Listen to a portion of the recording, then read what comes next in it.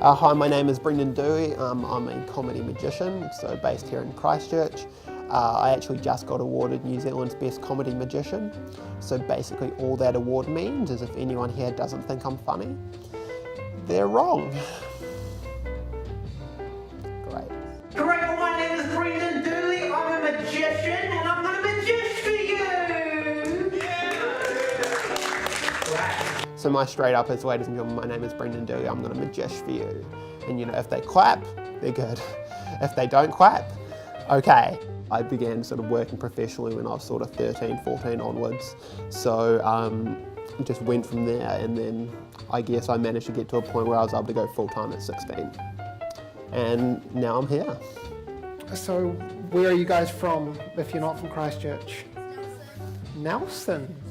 Exciting. I don't really care. I still do a bit of card stuff, so I do random mind reading stuff.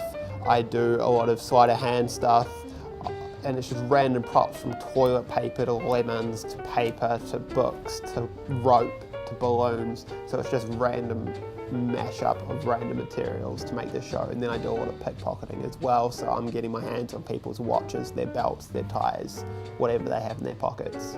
So that usually makes the show very different as well. Okay, we a bit faster. 1, 2, 3. Okay, before I start, it's usually good as well, Emma. So it's very much how you play, and I guess once I learned that, it was that real wake-up moment of like, okay, it doesn't need to be big props. It can be very raw and personal, I guess. And it's so much fun, like, my show is pretty much 100% audience interaction, which I think is just so much more fun, and it creates that personal moment for people. That your $100 bill, yes, give Sunji a big round of applause. Thank you very much, mate, I greatly appreciate that.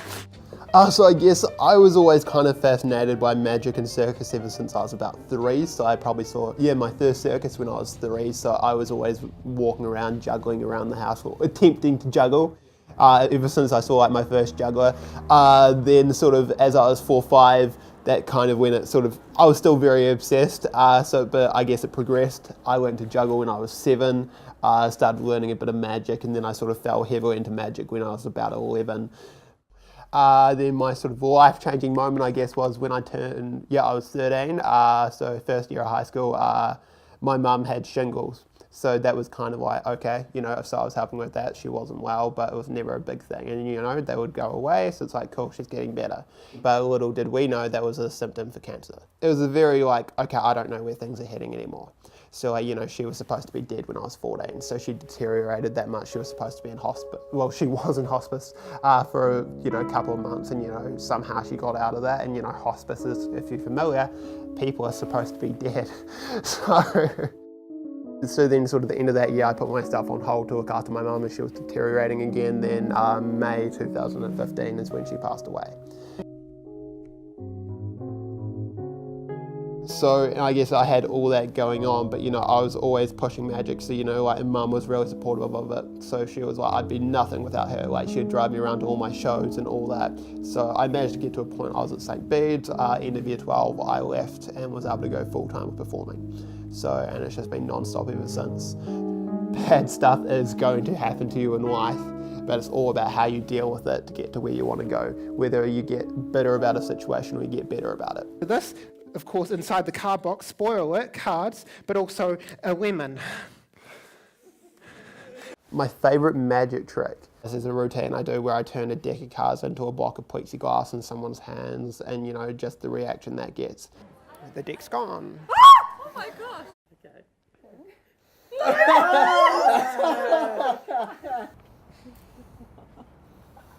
That freaks me out as well. In that very close proximity, that's what I like about the audience participation and stuff. It's very in your face.